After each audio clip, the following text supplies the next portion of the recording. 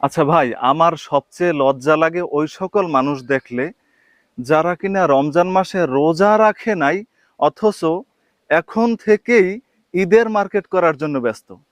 কি তাই না? ঈদের মার্কেট করবে মানুষ, স্বাভাবিক, ঈদের একটা আনন্দের মার্কেট ব্যবস্থা আছে। কিন্তু ঈদের আনন্দটা মূলত কার জন্য? রোজাদারদের জন্য নিশ্চয়ই। আল্লাহ রাব্বুল আলামিন ঈদ নামক এই আনন্দটা নাজিল করছেন।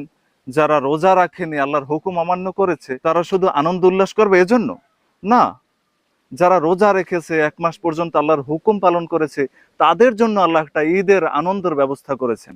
অথচ আমার ওই সকল মানুষ দেখলে লজ্জা লাগে ভাই, যারা রমজান মাসে আল্লাহর আইন গ্রহণ করেনি, রোজা রাখেনি, কোরআন তেলাওয়াত করেনি, তারাবি পড়েনি, সাহারি ইফতারি, হ্যাঁ ইফতারি করেছে, ইফতারিটা ঠিকঠাক করেছে, কারণ ওটাও একটা আনন্দের বিষয়। কিন্তু ওই সকল মানুষ, তারা আজকে 15 রোজা হয়নি এখনো, তার আগে থেকেই ঈদের মার্কেট করায় ব্যস্ত।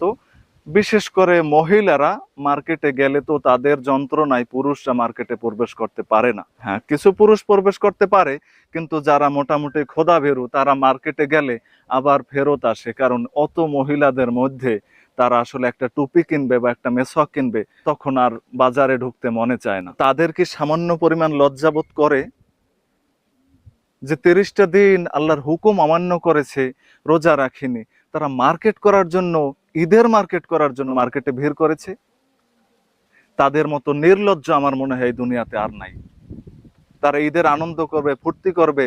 ঈদের দিন দেখবেন অনেক মহিলারা রাস্তাঘাটে বের হয়ে আনন্দ উল্লাস করবে, পর্দা ছেড়ে দিয়ে।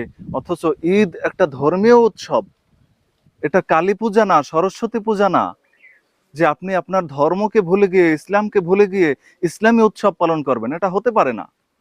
সুতরাং এবছর থেকে আমি আমার এই ভিডিওটা যাদের সামনে গেছে, তারা এবং তাদের পরিবারে যারা এই সকল কার্যক্রমের সাথে জড়িত থাকবেন, তারা অন্তত এবছর থেকে এই কার্যক্রম থেকে বিরত থাকবেন। ধর্মীয় উৎসব পালন করবেন ধর্মকে সামনে রেখে। ধর্মকে ভুলে গিয়ে ধর্মীয় উৎসব পালন করা যাবে না ভাই। আশা করি আমার কথাগুলো আপনি পজিটিভ নেবেন। ঠিক আছে, ধন্যবাদ সবাইকে। আবারও রমজানের শুভেচ্ছা জানাইলাম সবাইকে। আসসালামু আলাইকুম।